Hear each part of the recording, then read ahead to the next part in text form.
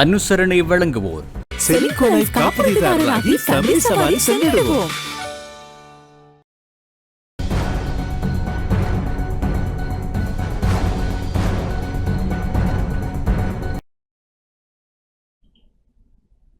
வணக்கம். டான் தமிழொலியின் இரவு நேர பிரதான செய்திகளுடன் புலிந்திரன் சுலக்ஷன். முதலில் தலைப்புச் செய்திகள்.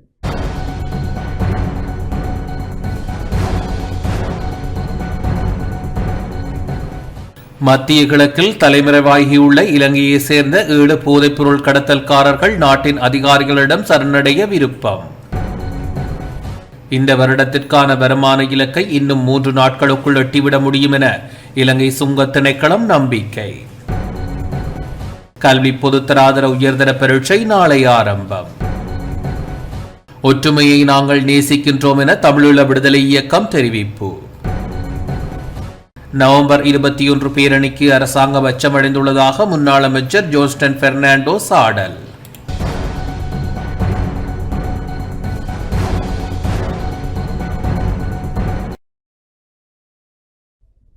தொடர்வன முதன்மைச் செய்திகள்.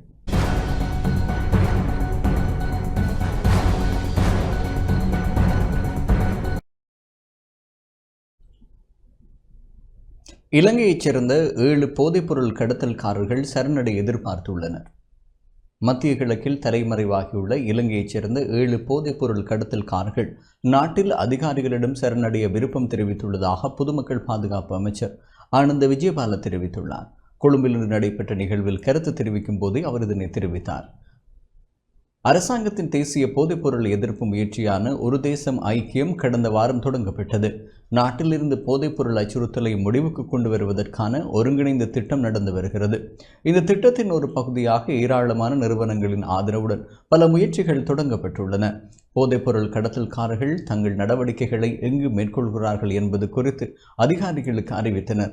தங்கள் பரிவர்த்தனைகளை முடித்துக்கொண்டு அதிகாரிகளிடம் சரணடையவும் அவர்கள் ஒப்புக்கொண்டனர்.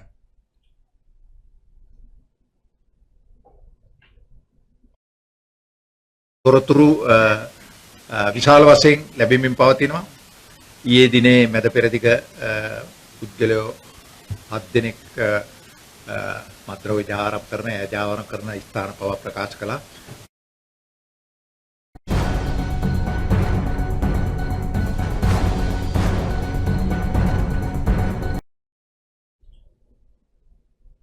இந்த வருடத்திற்கான வருமான இலக்கை இன்னும் 3 நாட்களுக்குள் எட்டிவிட முடியும் என இலங்கை சுங்க திணைக்களம் நம்பிக்கை வெளியிட்டுள்ளது.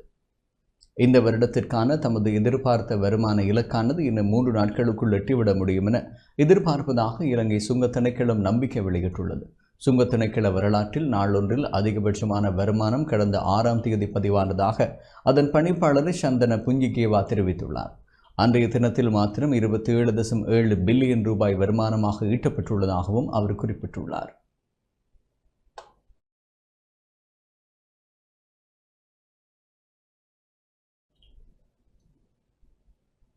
கல்வி பொதுத்தராதர உயர்தர பரீட்சை நாளை ஆரம்பமாக உள்ளது. நாளை ஆரம்பமாகும் 2025ஆம் ஆண்டுக்கான கல்வி பொதுத்தராதர உயர்தர பரீட்சை நடத்துவதற்கு தேவையான அனைத்து ஏற்பாடுகளும் தற்போது தயார் செய்யப்பட்டுள்ளதாக பரீட்சைகள் திணைக்களம் தெரிவித்துள்ளது. நாளை முதல் டிசம்பர் மாதம் 5ஆம் தேதி வரை நாடு முழுவதும் உள்ள 2362 பரீட்சை நிலையங்களில் இம்முறை உயர்தர பரீட்சை நடத்தப்பட உள்ளதாக பரீட்சைகள் ஆணையாளர் நாயகம் இந்திகா குமார் லியனகே தெரிவித்துள்ளார். பரீட்சை ஏற்பாடுகள் தொடர்பில் ஊடகங்களுக்கு கருத்து தெரிவித்த போதே இவ்வாறு தெரிவித்தார். பரீட்சைக்கு 3,40,525 பரீட்சார்த்திகள் தகுதி பெற்றுள்ளதுடன் 2,46,521 பாடசாலை பரீட்சார்த்திகளும் 94,004 தனிப்பட்ட பரீட்சார்த்திகளும் இதில் அடங்குவர். அனைத்து பரீட்சார்த்திகளும் பரீட்சை ஆரம்பிக்கவிருக்கும் நேரத்திற்கு 1 மணித்தியாலத்திற்கு முன்னதாகவே பரீட்சை நிலையங்களுக்கு வர வேண்டும். உங்கள் அடையாளத்தை உறுதிப்படுத்திக் கொள்வதற்காக பரீட்சை நடக்கும் முழு கால பகுதியிலும் உங்களது முகம் திறந்த நிலையில் இருக்க வேண்டும். அதேபோல் உங்களது காதுகளும் தெரியும்படி இருக்க வேண்டும். ஏனெனில் சில பரீட்சார்த்திகள் தற்போதுள்ள தகவல் தொடர்பு சாதனங்களை அணிந்திருக்க வாய்ப்புள்ளது. இத்தகைய பரீட்சை மோசடிகளை தவிர்ப்பதற்காகவே இந்த விதிகள் நடைமுறைப்படுத்தப்படுகின்றன. மேலும் ஒரு விசேட விடயம் உள்ளது. பல தேர்வு வினாப்பத்திரத்திற்கு விடையளிக்கும் போது வினாப்பத்திரத்திலேயே விடைகளை குறிப்பிடுவீர்கள். ஆனால் நாம் வழங்கும் விடைத்தாளில் குறிப்பிடப்பட்ட விடைகள் மட்டுமே உங்களது விடைத்தாளாக ஏற்றுக்கொள்ளப்படும். எனவே விண்ணப்பதாரர்கள் நேரத்தை முகாமைத்துவம் செய்து சரியான விடைத்தாளில் குறிக்க வேண்டும் என குறிப்பிட்டுள்ளார். 121ක් පෞද්ගලික අයදුම්කරුවන් 94,004ක් සම්පූර්ණ අයදුම්කරුවන් සංඛ්‍යාව 3,40,525ක් පෙනී සිටීමට නියමිතයි. දිවයින පුරා විභාග මධ්‍යස්ථාන 2,362ක් ක්‍රියාත්මක වෙනවා. ඒ වගේම සම්බන්ධීකරණ මධ්‍යස්ථාන 325ක් සහ ප්‍රාදේශීය එක් රැස් කිරීමේ මධ්‍යස්ථාන 32ක් ක්‍රියාත්මකයි. මේ වෙනුවට සියලුම සම්බන්ධීකරණ මධ්‍යස්ථාන සඳහා ප්‍රශ්න පත්‍ර ප්‍රවාහන කටයුතු සිදු කළ අවසන්. ඒ වගේම දිවයිනේ සියලුම පළාත් විභාගය සඳහා දැන් සියල්ල සූදානම් කියලා වාර්තා කර තිබෙනවා. ඒ වගේම සියලුම ආරක්ෂා සම්බන්ධයෙන් ශ්‍රී ලංකා පොලිසිය, ඒ වගේම ත්‍රිවිධ හමුදාව සහ ආපදා තත්ත්වයක් ඇතුවොත් ආපදා කළමනාකරණ මධ්‍යස්ථාන தமிழீழ விடுதலை இயக்கத்தின் தலைமை குழு கூட்டம் கட்சியின் தலைவரும் நாடாளுமன்ற உறுப்பினருமான செல்வம் அடைக்கலநாதன் தலைமையில் வவுனியா 2ஆம் குறுக்கு தெருவில் அமைந்துள்ள தனியார் விடுதி ஒன்றில் இடம்பெற்றது. சமகால அரசியல் நிலவரங்கள் மற்றும் முக்கிய விடயங்கள் தொடர்பில் இதன்போது ஆராயப்பட்டது. கட்சியின் முக்கியஸ்தர்களான ஹென்றி மகேந்திரன், செந்தில்நாதன் மயூரன், சுரேன் குருசாமி, பிரசன்னா இந்திரகுமார், ஃபரோஸ் உள்ளிட்ட உயர்மட்ட உறுப்பினர்கள் இக்கூட்டத்தில் கலந்து கொண்டனர்.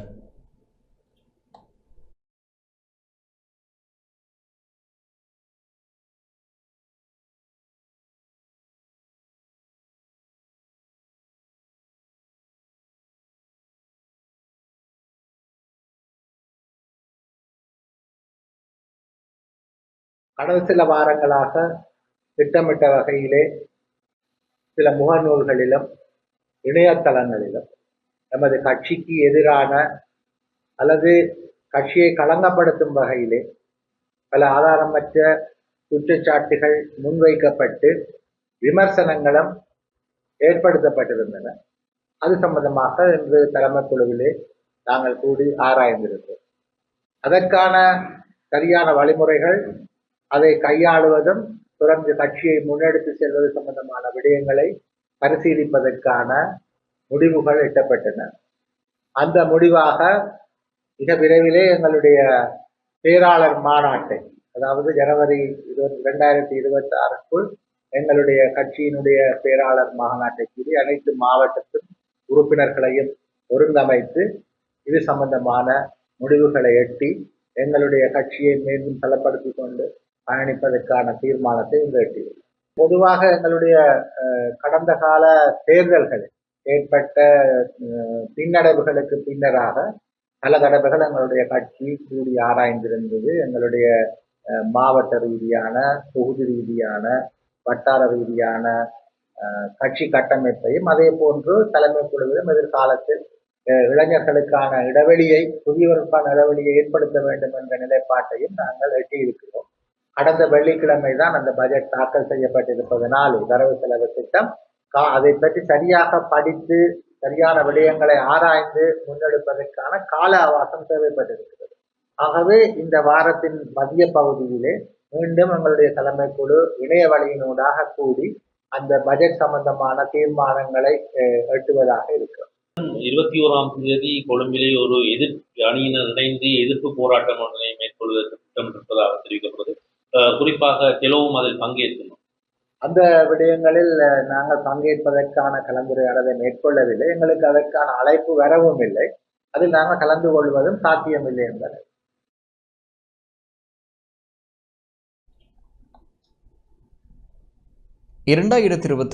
ஆண்டுக்காக முன்வைக்கப்பட்டுள்ள வரவு செலவு திட்டம் ஒரு புரட்சிகரமான வரவு செலவு திட்டம் என தேசிய மக்கள் சக்தியின் உயர்பீட செயற்குழு உறுப்பினர் கலாநிதி பி சிவபிரகாசம் தெரிவித்துள்ளார். தேசிய மக்கள் சக்தி அரசாங்கத்தினால் 2026ஆம் ஆண்டுக்காக முன்வைக்கப்பட்டுள்ள வரவு செலவு திட்டம் ஒரு புரட்சிகரமான வரவு செலவு திட்டமாகும் என்று தேசிய மக்கள் சக்தியின் உயர்பீட செயற்குழு உறுப்பினரும் பெருந்தோட்ட சமுதாய உட்கட்டமைப்பு பிரதி அமைச்சரின் பிரத்யேக செயலாளருமான கலாநிதி பி சிவபிரகாசம் தெரிவித்துள்ளார். 2026ஆம் ஆண்டுக்கான வரவு செலவு திட்டம் தொடர்பில் கருத்து வெளியிட்ட போது அவர் இவ்வாறு குறிப்பிட்டார். பலர் குறிப்பிடுவது போல் இது தேசிய மக்கள் சக்தி அரசாங்கத்தினுடைய 2வது வரவு செலவு திட்டம் அல்ல. என்னுடைய விவாதம் என்பது இது 1வது வரவு செலவு திட்டம். அதாவது கடந்த வருடம் நவம்பர் மாதம் ஆட்சியை கைப்பற்றியவுடன் வரைந்து அல்லது கொடுத்த வரவு செலவு திட்டம் என்பது அது ஒரு அவசரமாக தயாரிக்கப்பட்ட வரவு செலவு திட்டம். ஆனால் இந்த ஒரு வருட காலமாக நாங்கள் இந்த நாட்டினுடைய பொருளாதாரத்தை, நாட்டினுடைய சமூக அரசியல் பின்புலத்தை நன்கு கற்றறிந்து அதற்கு ஏற்றாற்போல் நாங்கள் இப்பொழுது வழங்கி இருக்கின்ற இந்த வரவு செலவு திட்டமானது இது ஒரு கன்னி முயற்சியாகத்தான் நாங்கள் கருதுகின்றோம். கடந்த நீண்ட காலமாக பொருளாதார ரீதியாக பாதிக்கப்பட்டிருந்த ஒரு நாட்டை மீட்டெடுப்பதற்கான ஒரு வரவு செலவு திட்டம் என்று நாங்கள் இதை குறிப்பிடலாம். இந்த வரவு செலவு திட்டத்திலே வருமானத்தை அதிகரிப்பதும் செலவை குறைப்பதற்குமான நடவடிக்கைகள் எடுக்கப்படுகின்ற அதே வேளை பணவீக்கத்தை ஆக குறைந்தது 5% மட்டுப்படுத்துவதற்காக இந்த வரவு செலவு திட்டம் சமர்ப்பிக்கப்பட்டிருக்கின்றது. வரவு செலவு திட்டத்திலேயே நாட்டினுடைய தலைவர் ஜனாதிபதி தோழர் அன்ரோகுமார் திசாநாயக் அவர்கள் மிக தெளிவாக இந்த நாட்டினுடைய எதிர்கால கொள்கை திட்டம், இந்த நாட்டினுடைய பொருளாதார மாற்றம் பற்றி மிக தெளிவாக குறிப்பிடுகின்றார். மொத்தத்தில் பார்க்கும் பொழுது இந்த வரவு செலவு திட்டம் வருமானத்தை அதிகரித்து செலவை குறைத்து எதிர்வருகின்ற 27ஆம் 28ஆம் ஆண்டுகளிலே எங்களுடைய கடனை கொடுப்பதற்கான ஒரு இயலுமையை உருவாக்கி இருக்கின்றது.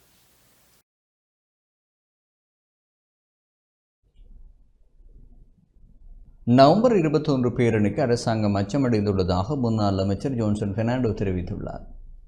நவம்பர் 21 எதிர்க்கட்சிகளின் பேரணிக்கு அரசாங்கம் அச்சமடைந்துள்ளதாக முன்னாள் அமைச்சர் ஜோன்சன் பெர்னாண்டோ தெரிவித்துள்ளார். ஊடகங்களுக்கு இன்று கருத்து தெரிவிக்கும் போதே அவர் இதனை குறிப்பிட்டார்.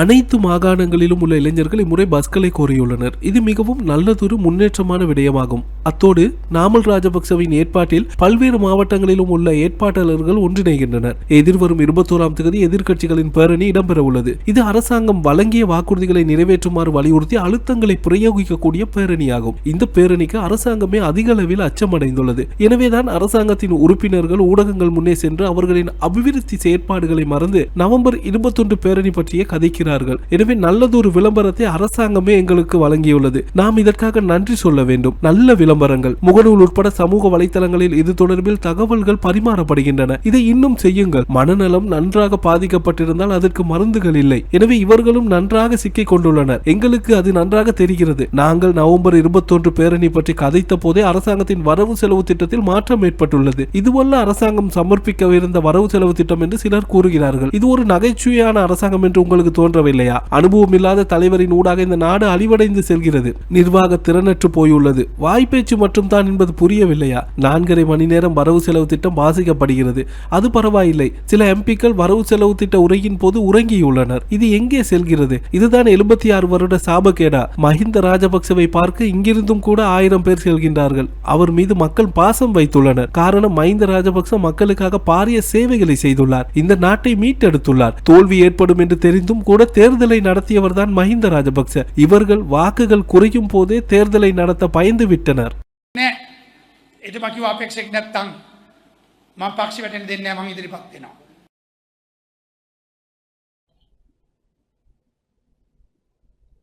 மாவீரர் நாள் நிகழ்வுகளுக்கான ஏற்பாடுகள் தமிழர் தாயக பகுதியெங்கும் இடம்பெற்று வருவதாக மாவீரர்கள் போராளிகள் குடும்ப நலன் காப்பகத்தின் தலைவர் தீவன் தெரிவித்துள்ளார்.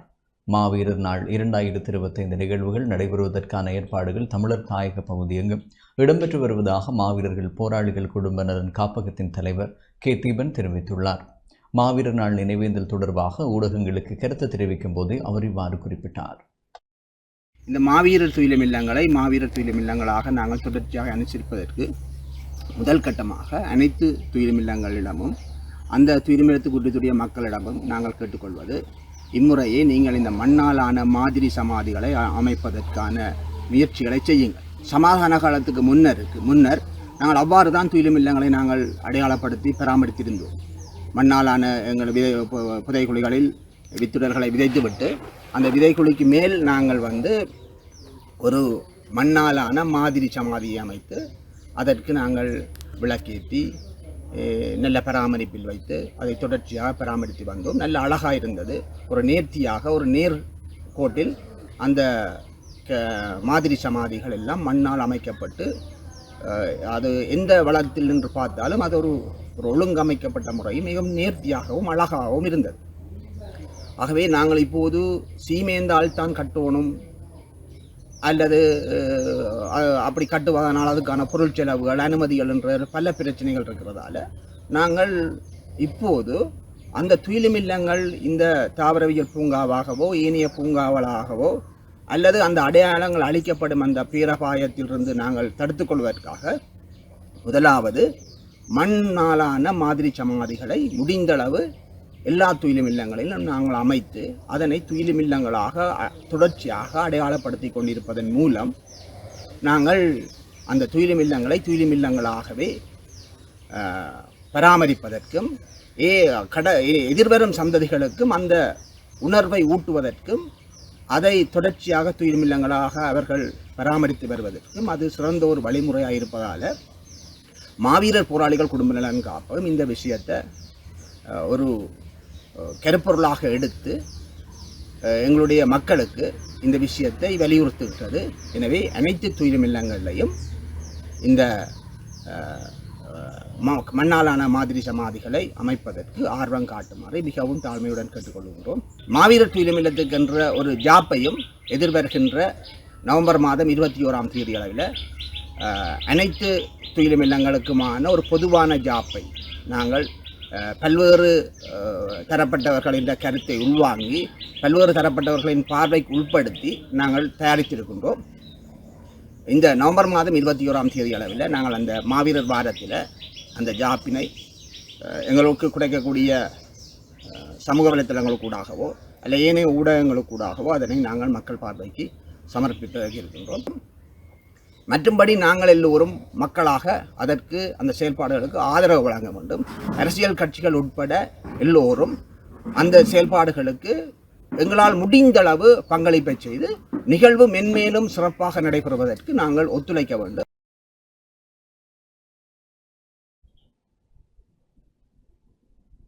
பேரவாவியை தூய்மைப்படுத்த அரசாங்கம் தவறிவிட்டதாக முன்னாள் அமைச்சர் சம்பிக்க ரணவக்க தெரிவித்துள்ளார்.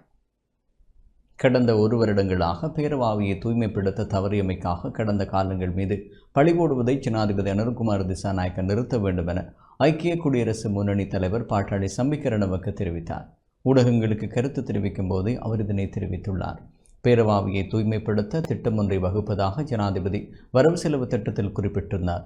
பேரவாவி தொடர்பில் அதனுடன் தொடர்புடைய நிறுவனங்களான கொழும்பு மாநகர சபை, காணி அபிவிருத்தி அதிகார சபை, நகர அபிவிருத்தி அதிகார சபை, நீர்ப்பாசன திணைக்களம் இவை அனைத்தையும் கொண்டு சென்று சிங்கப்பூரில் உள்ள வாவியை தூய்மைப்படுத்தி திட்டமிடலுக்கான செயல்முறைகளை கொண்டு திட்டங்களை வகுக்கப்பட்டுள்ளன. எனவே பணத்தை வீணடிக்க வேண்டாம். 250 மில்லியன் ரூபாவை இதற்காக வீணடிக்க வேண்டாம். வகுக்கப்பட்டுள்ள திட்டங்களை செயற்படுத்துங்கள். மேலும் நீங்கள் கூறியுள்ளீர்கள் வகுக்கப்படவில்லை என்று. இது முற்றிலும் பொய்யான கூற்றாகும். அனைத்து திட்டங்களும் வகுக்கப்பட்டுள்ளன. இன்று பேரவாவிக்கு அருகில் ஒரு குடிசை கூட இல்லை. அனைவருக்கும் வீட்டு வசதிகளை பெற்றுக் கொடுத்துள்ளோம். நீங்கள் ஒரு வருட காலமாக பேரவாவியை தூய்மைப்படுத்த தவறிவிட்டீர்கள். அதிலிருந்து விடுவிப்பதற்காகவே தற்போது கடந்த காலத்தில் மீது பழி சுமத்துகிறீர்கள் என குறிப்பிட்டுள்ளார்.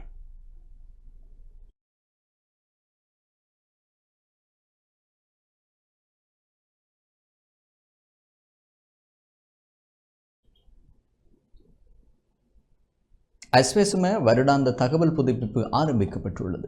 அஸ்வெசும வருடாந்த தகவல் புதுப்பிப்பு தற்சமயம் ஆரம்பிக்கப்பட்டுள்ளதாக நலன்புரி நன்மைகள் சபை தெரிவித்துள்ளது. 2023ஆம் ஆண்டில் அஸ்வெசுமவின் முதல் முறையாக பதிவு செய்து தற்போது கொடுப்பனவுகளை பெறும் மற்றும் பெறாத குடும்பங்கள் மற்றும் தனிநபர்கள் இந்த புதுப்பிப்பை மேற்கொள்ள வேண்டும் என்றும் அந்த சபை குறிப்பிட்டுள்ளது. எவ்வாறாயினும் 2024ஆம் ஆண்டில் ஆட்சேபனைகளை தெரிவித்த விண்ணப்பதாரர்களுக்கு தகவல்களை புதுப்பிக்க வேண்டிய கட்டாயமில்லை என்றும் அதற்கு காரணம் அந்த விண்ணப்பதாரர்கள் ஏற்கனவே தகவல் ஆய்வுக்காக அனுப்பப்பட்டுள்ளனர் என்றும் நலன்புரி நன்மைகள் சபை தெரிவித்துள்ளது. மேலும் தகவல்களை மீண்டும் உறுதிப்படுத்தும் போது குடும்ப உறுப்பினர்களின் தேசிய அடையாள அட்டை மற்றும் செயற்படக்கூடிய கையடக்க தொலைபேசி இலக்கம் என்பன இருப்பது அத்தியாவசியமாகும் என்றும் அறிவுறுத்தப்பட்டுள்ளது. இணைப்புள்ள கணனி அல்லது ஸ்மார்ட் கையடக்க தொலைபேசி மற்றும் இணைய முகவரிக்கு சென்று QR தாளில் குறிப்பிடப்பட்டுள்ள தமது இலக்கம் மற்றும் தேசிய அடையாள அட்டை இலக்கத்தை பயன்படுத்தி தகவல் முறைமைக்குள் உட்பிரவேசித்து தகவல் உறுதிப்படுத்தல் மெனுவிற்கு சென்று குடும்ப தகவல்கள் உள்ளிடலாம். அவ்வாறு இல்லையெனில் பிரதேச செயலகத்தின் நலன்புரி கொடுப்பனவு தகவல் பிரிவுக்கு செல்வதன் மூலமாகவோ அல்லது கிராம உத்தியோகஸ்தர் ஊடாக ஆண்டு தகவல் புதுப்பிப்பு விண்ணப்ப படிவத்தை பிரதேச செயலகத்தின் நலன்புரி கொடுப்பனவு பிரிவில் சமர்ப்பிக்கலாம்.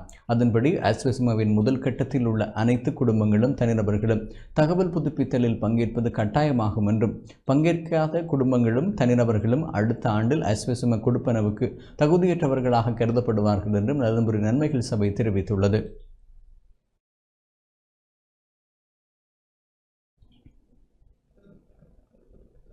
இந்த ஆண்டின் முதல் 9 மாதங்களில் சுற்றுலா வருமானம் 2 பில்லியன் அமெரிக்க டாலரை கடந்துள்ளதாக தெரிவிக்கப்பட்டுள்ளது.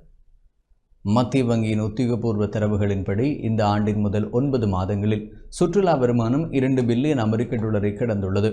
குறிப்பாக 2025 முதல் 9 மாதங்களில் மொத்த சுற்றுலா வருமானம் 2.47 பில்லியன் அமெரிக்க டாலராக பதிவாகியுள்ளது. இது 2024 முதல் 9 மாதங்களில் பதிவான 2.34 பில்லியன் அமெரிக்க டாலருடன் ஒப்பிடுகையில் 5.3% அதிகரிப்பாகும் என சுட்டிக்காட்டப்பட்டுள்ளது. இதேவேளை இலங்கை மத்திய வங்கியின் சமீபத்திய புள்ளி விவரங்களின்படி 2025 அக்டோபரில் இலங்கைக்கு 712 மில்லியன் அமெரிக்க டாலர் வெளிநாட்டு பணவனுப்பல் கிடைக்கப்பெற்றுள்ளதாக தெரிவிக்கப்பட்டுள்ளது. இதன்படி 2025 ஜனவரி முதல் அக்டோபர் வரையான 10 மாதங்களில் வெளிநாட்டு பணவனுப்பல் மூலம் 6.52 பில்லியன் அமெரிக்க டாலர் வருமானம் கிடைக்கப்பெற்றுள்ளது. இது கடந்த ஆண்டின் இதே காலப்பகுதியை விட 20.1% அதிகரிப்பாகும் என இலங்கை மத்திய வங்கி தெரிவித்துள்ளது.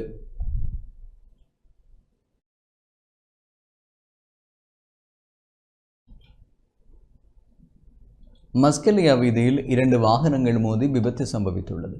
ஹட்டன் மஸ்கெலியா வீதியில் 2 வாகனங்கள் மோதி விபத்துக்குள்ளாகிய சம்பவம் ஒன்று இன்று பிற்பகல் இடம்பெற்றுள்ளதாக ஹட்டன் போலீசார் தெரிவித்துள்ளனர். ஹட்டன் மஸ்கெலியா பிரதான வீதியில் டிகோயா வனராஜா தேயிலை தொழிற்சாலைக்கு அருகில் ஹட்டன் நகரத்தில் இருந்து திருமணத்திற்காக ஒரு குழுவை ஏற்றிக்கொண்டு மஸ்கெலியாவை நோக்கி சென்ற வாகனம் ஒன்றும் தேவாலயத்திற்கு சென்று திரும்பிய காருமே விபத்துக்குள்ளாகியுள்ளது. இந்த சம்பவத்தில் தெய்வதனமாக உயிர் சேதமோ பெரிய அளவிலான காயங்கள் எதுவுமே ஏற்படவில்லை என தெரிய வருகிறது. வாகனங்களுக்கு மாத்திரம் சிறிய அளவிலான சேதம் ஏற்பட்டுள்ளதாக தெரிவித்த போலீசார் மேலதிக விசாரணைகளை முன்னெடுத்தனர்.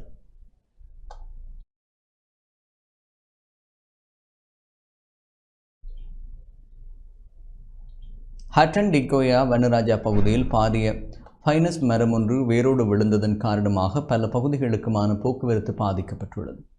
ஹட்டன் போலீஸ் பிரிவில் டிகோயா வனராஜா பகுதியில் இன்று காலை 8:20 மணியளவில் பாரிய ஃபைனஸ் மரம் ஒன்று வேரோடு விழுந்ததன் காரணமாக ஹட்டன், பலாங்குடி, பொகவந்தலாவ, ஹட்டன், சாமிமலை, மஸ்கெலியா போன்ற பகுதிகளுக்கான போக்குவரத்து பாதிக்கப்பட்டது.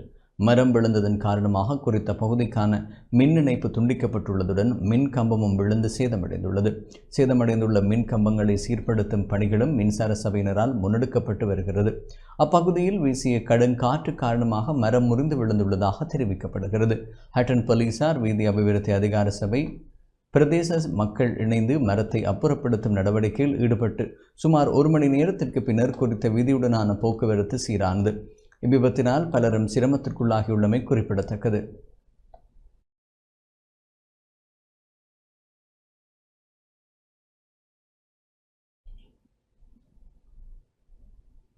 அம்பலாங்குடை நகரில் இன்று காலை வர்த்தக கட்டிட தொகுதி ஒன்றில் பரவிய தீ கட்டுப்படுத்தப்பட்டது. அம்பலாங்குடை நகரில் வர்த்தக கட்டிட தொகுதி ஒன்றில் இன்று காலை பரவிய தீ நீண்ட போராட்டத்திற்கு மத்தியில் கட்டுப்படுத்தப்பட்டது. தீப்பரவலை கட்டுப்படுத்துவதற்காக காலி மாநகர சபைக்கு சொந்தமான 2 தீயணைப்பு வாகனங்கள் அனுப்பி வைக்கப்பட்டு தீ கட்டுப்பாட்டின் கீழ் கொண்டு வரப்பட்டுள்ளது. இதனால் ஏற்பட்ட சேத விவரங்கள் வெளியாகவில்லை. தீயை கட்டுப்படுத்துவதில் ஊர் மக்கள், இராணுவத்தினர், பிரதேச வர்த்தகர்கள் ஒத்துழைப்பு வழங்கியிருந்தனர்.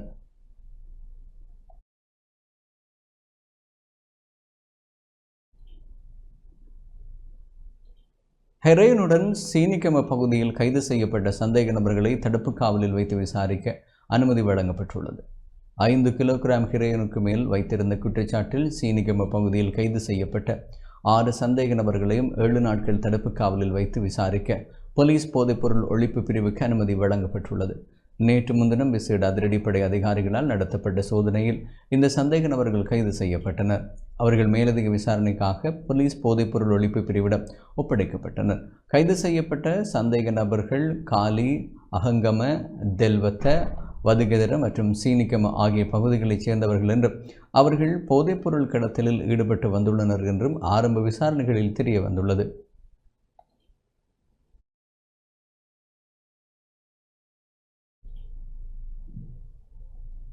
கடந்த 24 மணி நேரத்தில் நடந்த வீதி விபத்துகளில் 4 பேர் உயிரிழந்துள்ளனர்.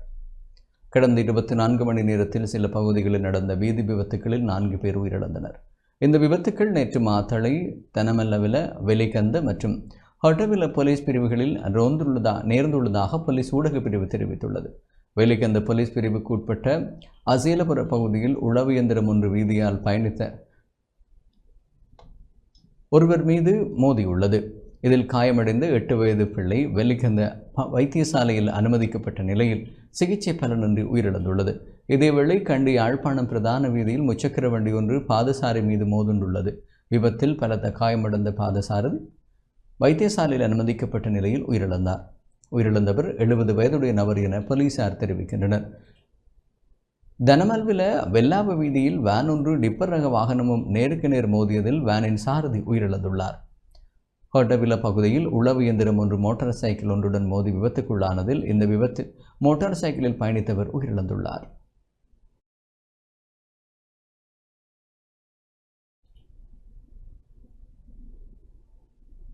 வத்தளையில் கைத்துப்பாக்கியுடன் 2 கைது செய்யப்பட்டுள்ளனர். வத்தளை போலீஸ் பிரிவில் கைத்துப்பாக்கியுடன் 2 சந்தேக நபர்கள் கைது செய்யப்பட்டுள்ளனர். நேற்று காலை இந்த சந்தேக நபர்கள் கைது செய்யப்பட்டதாக போலீசார் தெரிவித்தனர். வத்தளை போலீஸ் பிரிவுக்குட்பட்ட அல்விஸ் டவுன் சந்தையில் போலீசாரின் உத்தரவை மீறி பயணித்த கார் ஒன்றை வத்தளை போலீஸ் நிலைய அதிகாரிகள் குழுவினர் துரத்திச் சென்று நிறுத்தி சோதனை செய்துள்ளனர். இதன்போது அந்த காரின் சாரதியின் இருக்கைக்கு அடியில் மறைத்து வைக்கப்பட்டிருந்த கைத்துப்பாக்கி ஒன்றை மீட்டுள்ளதாக போலீசார் தெரிவித்தனர். அதன்படி குறித்த காரின் சாரதி கைது செய்யப்பட்ட நிலையில் அவரிடம் நடத்தப்பட்ட விசாரணையில் சந்தேக நபர் இந்த துப்பாக்கியை மற்றொரு நபரிடம் வழங்குவதாக எடுத்துச் சென்றமை தெரிய வந்துள்ளது. இதனை அடுத்து குறித்த நபரையும் வத்தளை போலீஸ் பிரிவுக்குட்பட்ட மாவுல பகுதியில் வைத்து போலீசார் கைது செய்துள்ளனர். கைது செய்யப்பட்ட சந்தேக நபர்கள் 33 வயதுடைய யாழ்ப்பாணத்தைச் சேர்ந்தவர்கள் என தெரிவிக்கப்பட்டுள்ளது. சம்பவம் தொடர்பில் வத்தளை போலீசார் மேலதிக விசாரணைகளை முன்னெடுத்து வருகின்றனர்.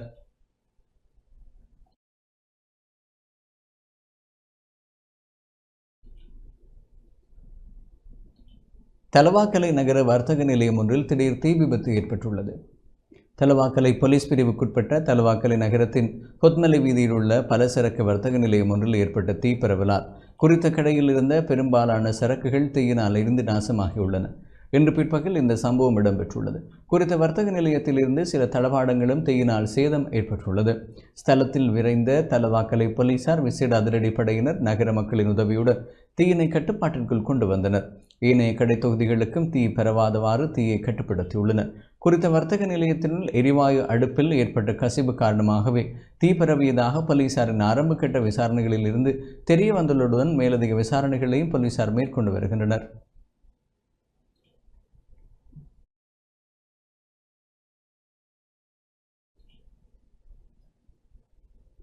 மட்டக்களப்பில் பனைசார் கைப்பணி பயிற்சியாளர்களுக்கான சான்றிதழ்களை பிரதி அமைச்சர் பிரதீப் வழங்கி வைத்தார்.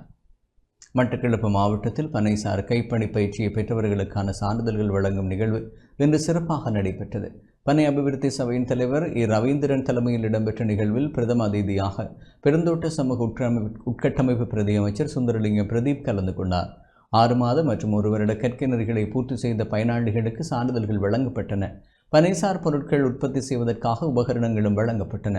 மட்டக்களப்பு மாவட்ட பாராளுமன்ற உறுப்பினர் இளையதம்பி ஸ்ரீநாத், மாவட்ட அரசு அதிபர் JS அருள்ராஜ், விவசாய மற்றும் கால்நடை அபிவிருத்தி அமைச்சின் பிரத்யேக இணைப்பாளர் கிருஷ்ணபிள்ளை திலகநாதன், கிழக்கு மாகாண ஆளுநரின் செயலாளர் அப்துல்லா, மாநகர சபை உறுப்பினர் முத்துலிங்கம் துதீஸ்வரன் என பலரும் நிகழ்வில் கலந்து கொண்டனர்.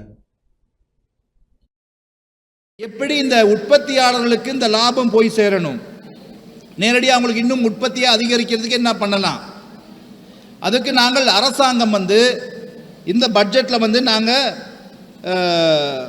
இந்த பனைக்காக மட்டும் நாங்கள் 300 மில்லியன் ரூபாயை நாங்கள் ஒதுக்கி இருக்கிறோம்.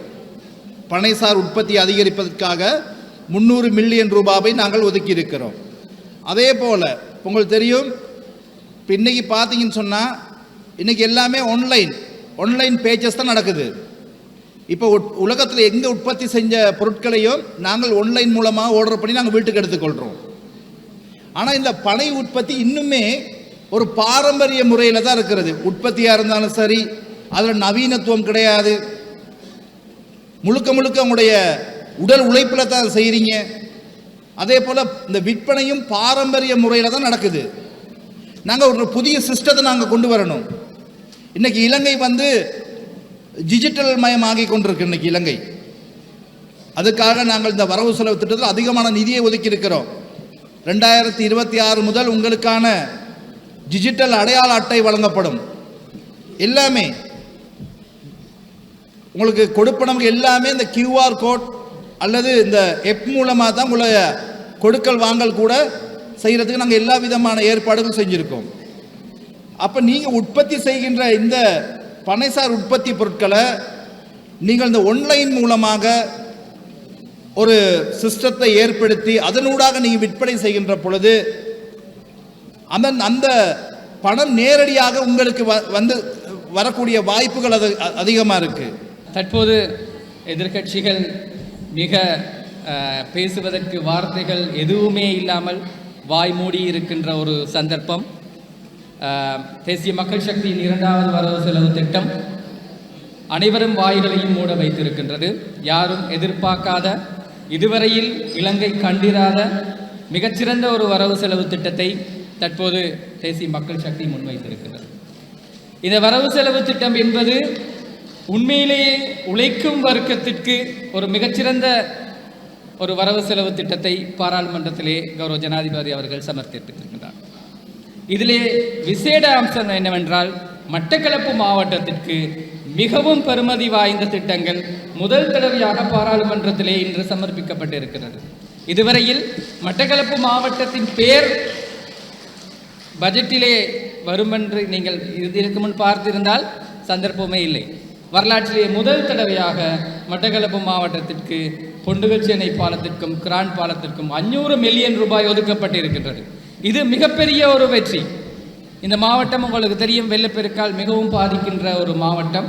கிட்டத்தட்ட 70% வெள்ள நீரை குறைக்கக்கூடிய வகையிலே இந்த பாலத்தின் திட்டங்கள் நிறைவேறும் என்றால் எங்களுக்கு வெள்ளப்பெருக்கிலிருந்து பாதுகாத்து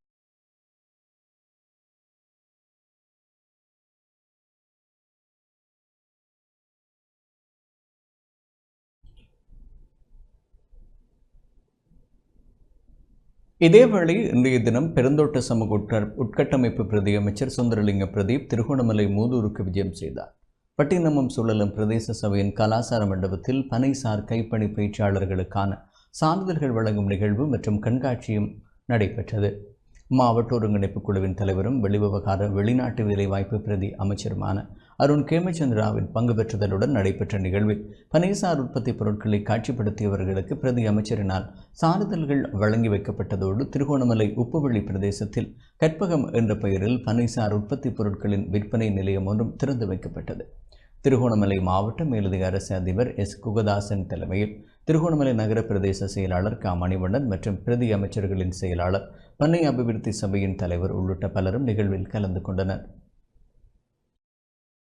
எங்களுடைய அமைச்சின் மூலமாக நாங்கள் இம்முறை வரவு செலவு திட்டத்திலே 300 மில்லியன் ரூபாவை நாங்கள் இந்த பனை அபிவிருத்திக்காக நாங்கள் ஒதுக்கீடு செய்திருக்கிறோம்.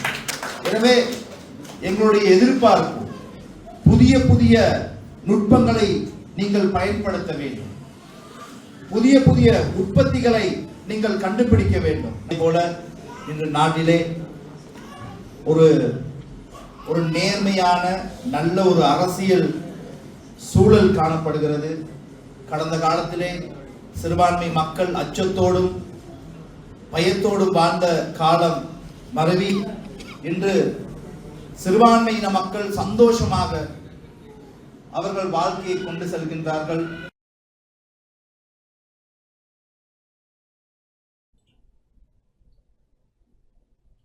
யாழ்ப்பாணம் குருநகர் பகுதியில் கடற்கரையோரங்களை சுத்தப்படுத்தி அழகுபடுத்தும் செயல் திட்டம் இன்று முன்னெடுக்கப்பட்டது. யாழ்ப்பாணம் குருநகர் பகுதியில் கடற்கரையோரங்களை சுத்தப்படுத்தி அழகுபடுத்தும் செயல் திட்டம் குருநகர் 5 மாடி பகுதியிலிருந்து அலுப்பாந்தியடி பகுதி வரையான கடற்கரை பிரதேசத்தை சுத்தப்படுத்தும் செயற்திட்டம் இன்று முன்னெடுக்கப்பட்டது. இதன்போது கடற்கரையோரங்களில் படிந்துள்ள கழிவுகளை முற்றாக அகற்றும் நோக்காக கொண்ட ஒரு செயல்பாடு இன்று மாலை 2 மணி அளவில் ஆரம்பிக்கப்பட்டது. மாநகர சபை சார்பாக பிரதி முதல்வர் இமானுவேல் தயாளன், பராமத்து குழுவின் தலைவர் ஜெகதீஸ்வரன் மயூரன், சுகாதார குழுவின் தலைவர் ஸ்ரீ ராஜகுலேந்திரன் சாருஜன், குருநகர் சார்பாக 23, 26, 27 வட்டாரத்திற்குரிய சபை உறுப்பினர்கள் மற்றும் குருநகர் சுகாதார குழு அலுவலர்கள், சமூக ஆர்வலர்கள், அரசியல் கட்சிகள் சார்பான அங்கத்தவர்கள், பொதுமக்கள் என பலரும் சுத்தப்படுத்தும் செயல் திட்டத்தில் கலந்து கொண்டனர். குருநகர் சுகாதார குழு சார்ந்து விடுவிக்கப்பட்ட கோரிக்கைகளுக்கு அமைவாக யாழ் மாநகர சபையினர் குருநகர் புலம்பெயர் உறவுகளிடையே நிதி பங்களிப்பில் இந்த செயற்பாடுகள் இடம்பெற்று வருகின்றமை குறிப்பிடத்தக்கது.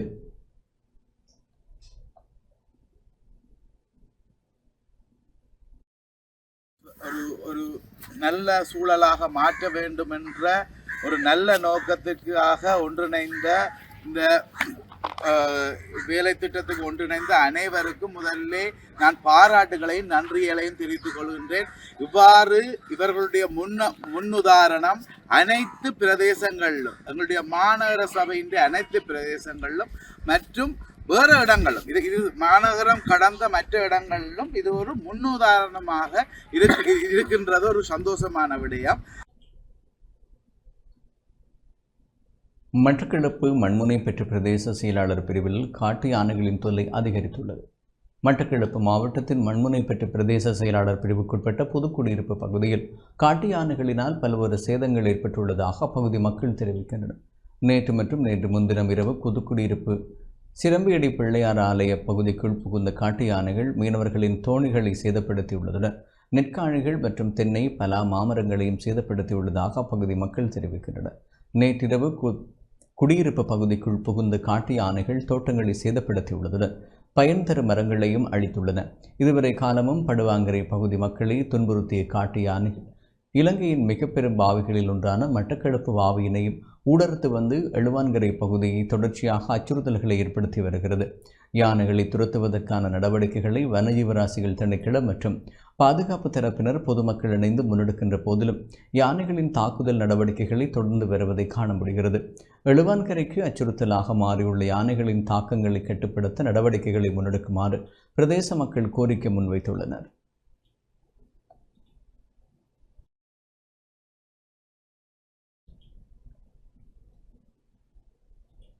வெளிமடை டயரபா தோட்ட மக்கள் ஜனாதிபதிக்கு நன்றி தெரிவித்துள்ளனர்.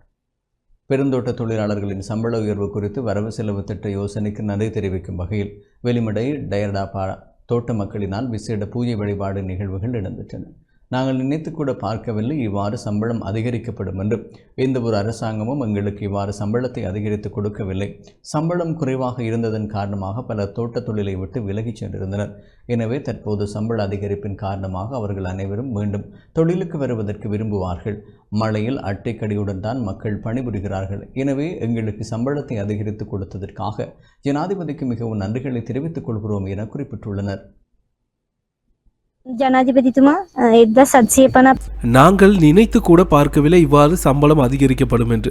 எந்த ஒரு அரசாங்கமும் எங்களுக்கு இவ்வாறு சம்பளத்தை அதிகரித்து கொடுத்ததில்லை. சம்பளம் குறைவாக இருந்ததன் காரணமாக பலர் தோட்ட தொழிலை விட்டு விலகிச் சென்றிருந்தனர். எனவே தற்போது சம்பள அதிகரிப்பின் காரணமாக அவர்கள் அனைவரும் மீண்டும் தொழிலுக்கு வருவதற்கான சந்தர்ப்பம் ஏற்பட்டுள்ளது. மழையில் அட்டை கடியுடன் தான் மக்கள் பணிபுரிகிறார்கள். எனவே எங்களுக்கு சம்பளத்தை அதிகரித்து கொடுத்ததற்காக ஜனாதிபதி அவர்களுக்கு மிகவும் நன்றியை தெரிவித்துக் கொள்கிறோம்.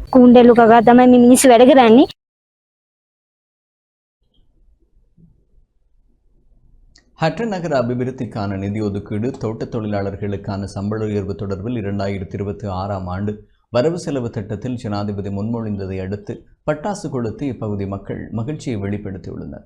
ஹட்டன் நகர அபிவிருத்திக்கு 500 மில்லியன் ரூபாய் நிதி ஒதுக்கீடு செய்யப்பட்டுள்ளதாக கூறப்பட்டுள்ளமையானது ஹட்டன் நகர மக்களால் பெரும் வரவேற்பு அளிக்கப்பட்டுள்ளது.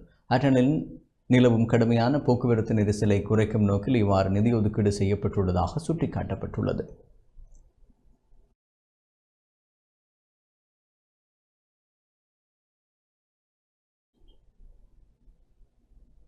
(2026) வரவு செலவு திட்டத்தில் 1750 ரூபாய் சம்பளம் அதிகரிப்பை தோட்ட தொழிலாளர்களுக்கு பெற்றுக் கொடுப்பதற்கு ஜனாதிபதி முன்மொழிந்தமைக்கு நன்றி தெரிவித்து இன்று விசேட பூஜை வழிபாடுகள் இடம்பெற்றன. அக்கரை பத்தனை நியூ ஃப்ரெஸ்டன் தோட்ட தொழிலாளர்கள் இன்று தோட்டத்தில் உள்ள கொழுந்து நிலுவை செய்யும் இடத்தில் தேங்காய் உடைத்து கற்பூரம் ஏந்தி பால்சோறு வழங்கி மகிழ்ச்சியினை வெளிப்படுத்தியுள்ளனர். இதுவரை காலமாக சம்பளம் உயர்த்த கோரி ஆர்ப்பாட்டங்களை செய்த போதிலும் அது பயனளிக்கவில்லை. இந்நிலையில் ஒரு சிறிய தொகை சம்பள அதிகரிப்பை வழங்கிய ஜனாதிபதி அதனை வரவு செலவு திட்டத்தினூடாக முன்மொழிந்திருப்பது மகிழ்ச்சியாக இருப்பதாகவும் தொழிலாளர்கள் தெரிவித்துள்ளனர். இதன்போது தோட்ட தொழிலாளர்கள் தமது நன்றியினையும் ஜனாதிபதி தெரிவித்தனர்.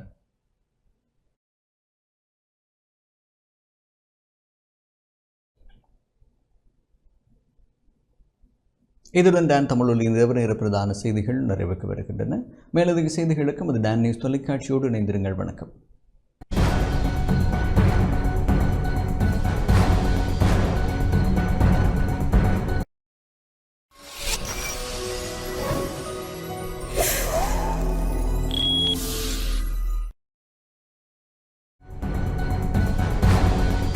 அனுசரணை வழங்கியோர் செலிகோ லைஃப் காப்பீட்டுதாரராகி ஃபேமிலி சவாரி சென்றிடுவோம்.